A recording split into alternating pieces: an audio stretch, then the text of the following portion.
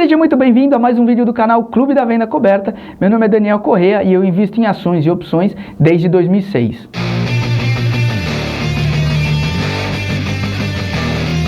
O vídeo de hoje, parafraseando o grande Charles, economista sincero, é o mais importante do meu canal e de fato é, porque eu vou mostrar para vocês como um investidor amador como eu, como você, tem a possibilidade de bater o Ibovespa e bater o CDI consistentemente. Sem mágica, sem coisas mirabolantes, eu vou mostrar para vocês como é minha rentabilidade total, como foi ano a ano, como é composta a minha carteira, qual é a estratégia que eu uso, estratégia psicológica, estratégia prática, como eu invisto em ações, como eu invisto em opções, como eu faço para atingir esse objetivo que eu já vou apresentar para vocês. E se você não for inscrito e gostar desse tema, que é investimento em grandes empresas, que é longo prazo, se você não acha que a riqueza vem rápida, que é o que eu trato aqui, eu trato muito de longo prazo, se inscreve no canal que é tudo sobre isso que eu falo, sobre como ter consistência, sobre como usar as opções a seu favor, de maneira pequena, sem querer ganhar 7% ao mês. Eu coloco tudo isso aqui nesse canal. Se você gostar do vídeo, aproveita e deixa o seu like, que vai me ajudar bastante, e principalmente compartilhe esse vídeo com quem você achar que tenha interesse no tema que eu estou abordando aqui. Vou começar mostrando então minha rentabilidade total, que é de maio de 19 a julho de 22. Por que está só esse período? Porque, como vocês podem ver, eu mudei de corretora e eu não acompanho de verdade a minha rentabilidade. Eu estava batendo o olho em como a XP apresenta os dados para mim e eu vi essa rentabilidade. Eu falei, caramba, cara, eu estou batendo o Ibovespa há tanto tempo. Se você olhar lá em cima, eu bati o Ibovespa em quase 30%, uma rentabilidade praticamente 35% no período. E aí eu comecei a estudar e eu comecei a pensar como que eu tenho conseguido nesse período todo bater o Ibovespa. E eu vou mostrar isso daqui para vocês. Apresento na sequência 2019, como que foi para mim, onde eu tomei pau do Ibovespa, eu perdi, e eu não tenho o menor interesse em maquiar a informação, em passar para vocês que eu ganho sempre, em passar que eu não perco, porque isso não é verdade. No meu caso não é, de qualquer ser humano não é verdade. Então eu vou mostrar como é que foram o desenvolvimento da minha evolução como operador e da minha carteira também. Então 2019 eu tomei pau, 2020 aí daí para frente eu já comecei a bater o Ibovespa sempre em períodos de 12 meses. Então em 2020 eu bati 8,15 do Ibovespa, acima do Ibovespa. Em 2021, 9,99, quando o Ibovespa foi negativo, em mais de 10%, a minha carteira ficou praticamente zerada. Em 2022, eu estou batendo o Ibovespa em praticamente 12% e também batendo o CDI em 112%, ou seja, 12% acima do CDI.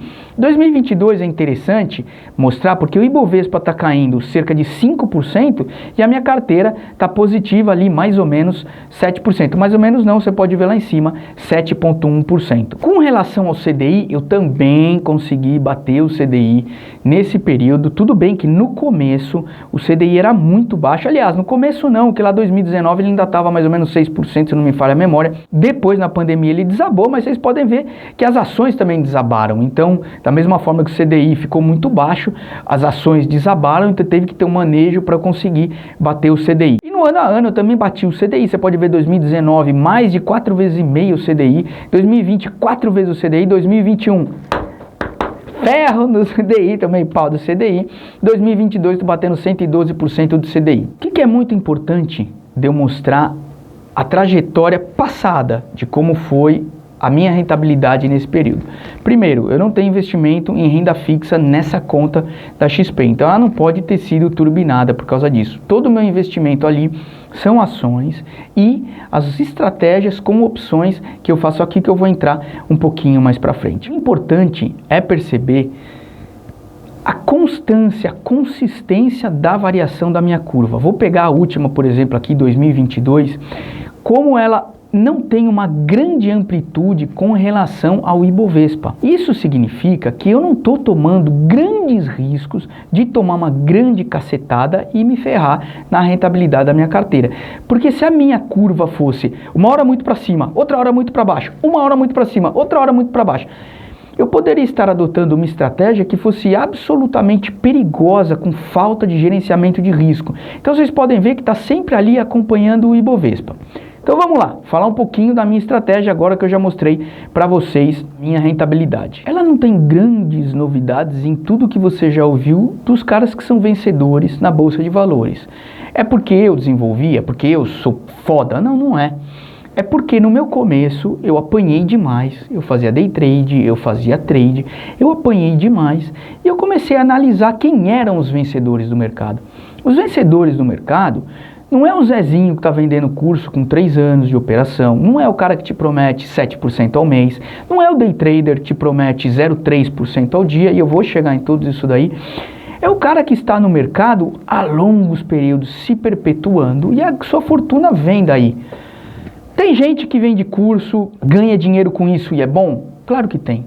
Estou falando mal deles? Não, de forma nenhuma. É legítimo dar curso se você tem uma experiência para passar. Agora o cara que está 2 anos no mercado, 3 anos no mercado, nunca passou por uma grande ferrada, uma grande oscilação e quer ensinar algo a alguém, é muito complicado.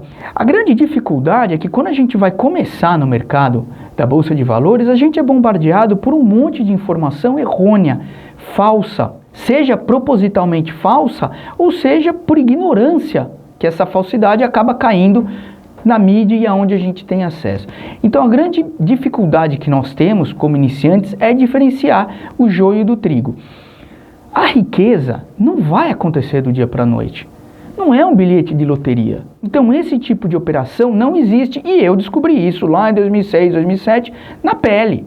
Então foi a partir daí que eu mudei a minha estratégia. E qual que é? Primeiro de tudo, eu busco empresa que não vai quebrar. A minha maior concentração são nessas empresas. Por serem as maiores empresas do setor, elas são representativamente grandes no Ibovespa. Isso por si só já faz com que a minha carteira perto do Ibovespa tenha uma menor volatilidade. Porque as minhas ações, como vocês vão ver mais para frente, grande parte delas compõem o índice Ibovespa em alto índice. Então eu fico muito próximo ali. Segundo lugar, eu busco empresas que tenham alto diferencial competitivo, que tenham poucas empresas operando no setor, que sejam de oligopólios ou que sejam de setores altamente concentrados. Isso faz com que a vantagem competitiva seja maior e no longo prazo que a minha chance de perder dinheiro seja menor. Porque o que vai me fazer estar vivo aqui é perder menos dinheiro. Porque se eu perder mais dinheiro, eu vou sair do mercado, eu não vou querer estar brincando disso daqui. Então a gente tem que sempre querer ganhar mais dinheiro, obviamente, que no longo prazo. E é por isso que eu escolho esse tipo de empresa. Essas empresas também têm que ter lucros crescentes e constante pagamento de dividendos, porque o meu objetivo principal é renda. Quando eu for me aposentar e eu quiser viajar para Dubai, para Inglaterra, para onde eu quiser, se todo o meu patrimônio estiver concentrado numa casa de 20 milhões de reais, por exemplo, legal, tenho 20 milhões de reais de patrimônio. Eu quero viajar para lá, eu não vou chegar na loja lá que vai me vender a passagem e falar, ó, eu posso te pagar com 20 placas de mármore que eu tenho em casa? Não dá, o cara não vai aceitar. Mas se eu tiver 20 milhões, 10 milhões, 5 milhões de reais numa carteira diversificada que vai me dar uma renda, eu vou pegar essa renda e vou pagar as minhas despesas. O que paga boleto é renda, não é patrimônio imobilizado. Então o meu objetivo principal é renda e para isso eu preciso de boas pagadoras de dividendos. Outra coisa que eu faço, eu compro todos os meses e não me interessa o preço da ação. Porque nessa compra pequenininha, já falei isso várias vezes, eu vou pagar 100 reais numa ação, eu vou pagar 20. Se aquela ação tiver caído de 100 para 80 e eu for pagar 80 e depois ela for para 100, eu não vou ficar nem um pouco preocupado. E se ela for para 50 depois de eu ter pago 80, não tem problema nenhum, porque no mês seguinte eu vou pagar 50 e dali um ano eu vou pagar 20 e assim a vida segue. Quando eu for dar uma cacetada, aí sim eu tenho que esperar o grande momento. Então o que eu faço? Eu deixo uma reserva de oportunidade, eu não compro todo o dinheiro em ações, eu vou deixando uma reserva para quando tiver um Covid da vida, quando tiver uma despencada grande acima de 30%, eu vou lá e dou uma cacetada no mercado em ações. Eu não vou, quando o mercado cai 30%, comprar Neogrid, comprar Saraiva, comprar Oi, comprar Via Varejo, porque esse tipo de empresa é complicada. Eu não vou ficar investindo em turnaround, eu não vou ficar investindo em empresa que pode sofrer com uma alta da Selic e que não se comprovou uma empresa eficientemente lucrativa ao longo do tempo. Estou fora. Neogrid eu citei? Eu tenho, depois vocês vão ver. Aliás, nem vai aparecer, mas Neogrid eu tenho um pouquinho que é meu capital de risco. Outra coisa que eu faço é vendas fora do dinheiro e dentro do dinheiro. Então eu tenho duas operações completamente diferentes. Todas as ações que eu não quero me desfazer, eu vendo opções fora do dinheiro. O que é isso? Se o papel está em 30, eu vendo a opção de 33. Se o papel não chegar em 33 no vencimento, eu pego aquele prêmio e compro mais ação. Ah, mas é uma merreca, pô, demora demais. É assim mesmo, cara. Vai demorar pra caramba. Mas se você pegar aquela merrequinha de 0,6%, 0,7% todos os meses que você conseguir e for recomprando ação, lá no final vai ter um bolão desse tamanho. E é isso que eu vou te mostrar aqui. Também faço venda coberta dentro do dinheiro, que eu faço isso exclusivamente com o Banco do Brasil e com o Bradesco. Eu pego esses papéis, vendo dentro do dinheiro, explorando taxa. Eu quero ganhar mais dinheiro. Então o meu CDI está rendendo 14% ao ano, eu quero render 25%, 28%, 30% ao ano e eu tento fazer esse tipo de operação. Então essas duas operações estão dentro da estratégia, estão dentro daquele rendimento que eu estou colocando. Então eu não faço nada de mirabolante. É isso. Eu compro ações igual os grandes, igual o Barça, igual o Parisotto, igual o Luiz Alves Paz de Barros e tantos outros, igual o Buffett, e vou acumulando.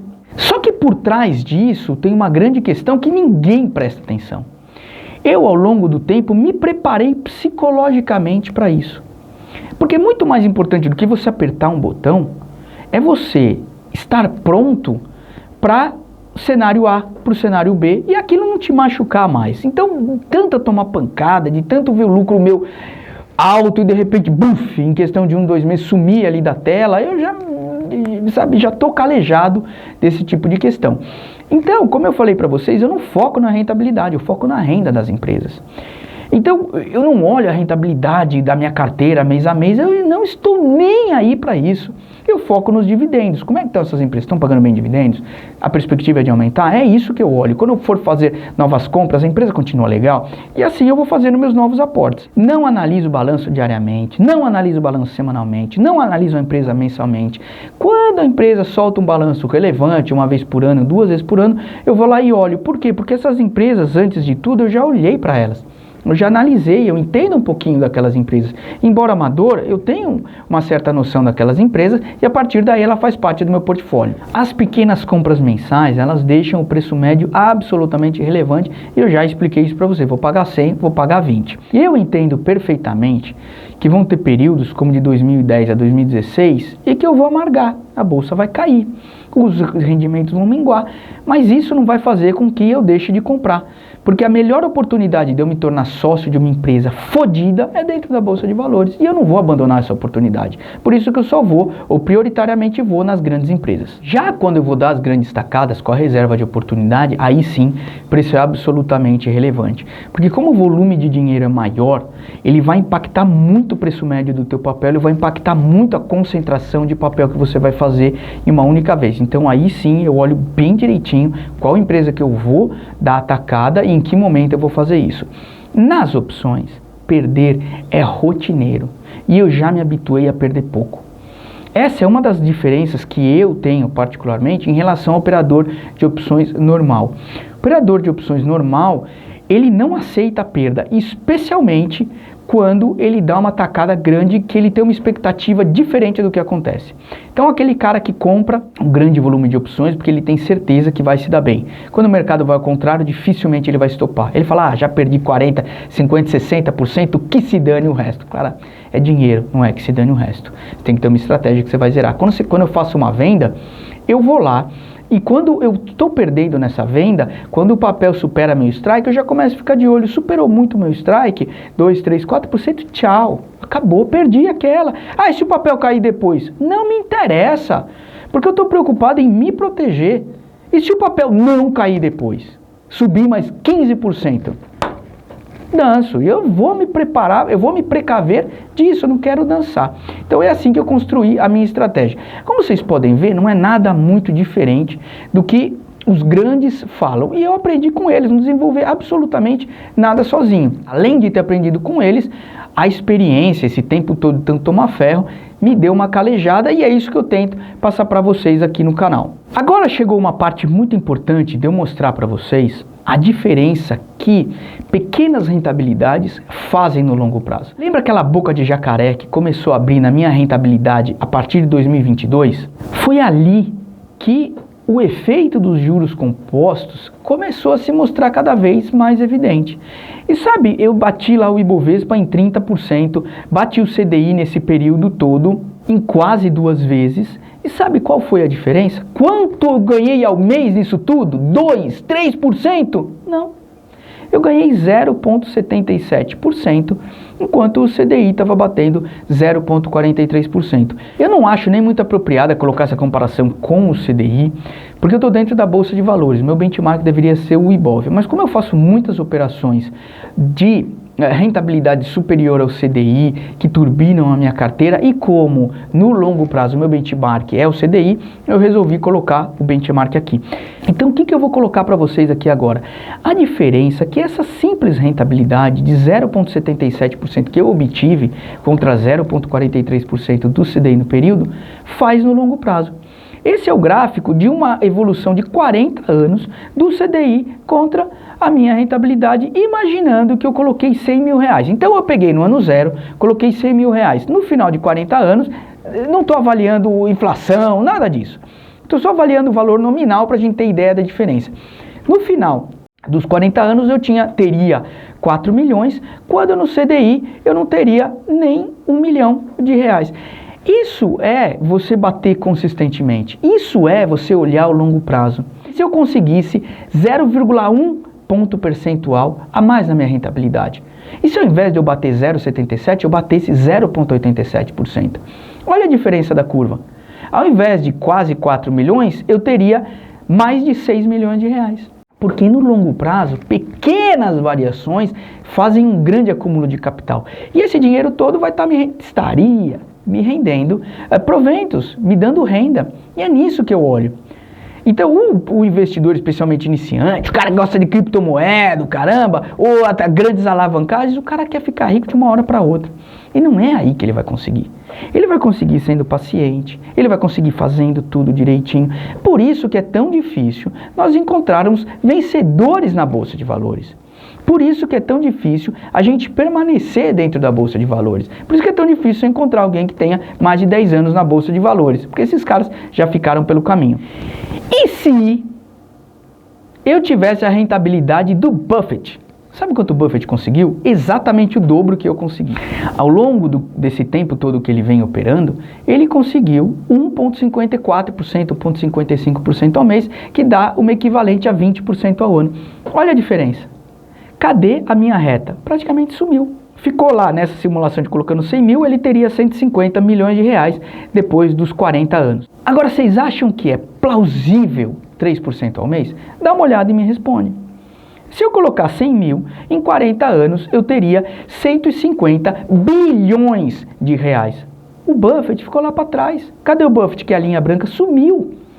Então isso daqui é uma coisa inatingível. No longo prazo você pode conseguir num mês, 2, mas no longo prazo é absolutamente inatingível. Se alguém falar isso pra você, fala, pô, esse cara tá tentando me enganar. Porque ele é burro ou porque ele tem má fé. Não tem como ser alguma coisa diferente. E pior, o cara que te promete 0,3, coloquei 0,3% ao dia. Sabe quanto ele teria? 1,5 quinquilhão. Você acha que é plausível? O cara coloca 100 mil, depois de 40 anos tem 1,5 quinquilhão, ele tomou todo o dinheiro do Brasil. Nosso PIB é de trilhões, o cara tem quinquilhões, sabe? Então aí às vezes a pessoa que escuta tem uma certa ingenuidade, falta analisar direitinho aonde está entrando. Então o que eu queria deixar claro, se eu conseguir, eu vou ficar extremamente satisfeito, que na Bolsa de Valores os vencedores estão no longo prazo, não tem vencedor no curto prazo. Você pode ver, o cara fez uma puta aposta arriscada e ganhou. Claro, 1 milhão de pessoas fizeram uma aposta arriscada, ganhou. Que beleza, qual que é a estatística? O Ronaldinho Gaúcho ganhou milhões. Tá, beleza, você ganha milhões jogando bola? Mas eu acho, quando eu era criança lá, eu achava que eu ia ser o Ronaldinho. Foi? Não foi, é muito difícil. Então, sabe, essas coisas... A gente tem que se ater às possibilidades reais. E nós somos amadores. A gente trabalha, a gente pega nosso dinheiro e a gente compra ação de boas empresas. Ponto. É assim que a gente vai conseguir. Se quiser tentar turbinar um pouquinho com opções, maravilha. Mas não vai deixar de ter a prioridade na sua carteira de ações. A operação com opções, ela é secundária. O primário, o objetivo primário é aumentar a tua carteira de ações. Nunca se esqueça disso. Não coloca como prioridade a tua operação com opções. Porque ela pode ferrar a tua carteira de ações, porque o prejuízo que você vai ter, você vai pagar como? Diminuindo a tua carteira de ações. Se você ficou até aqui, é porque você gostou. Deixa seu like. Muito obrigado por ter ficado até o final. Acabei me estendendo um pouco demais, mas eu acho que valeu a pena. Muito obrigado mais uma vez. Até o vídeo da próxima semana. Valeu!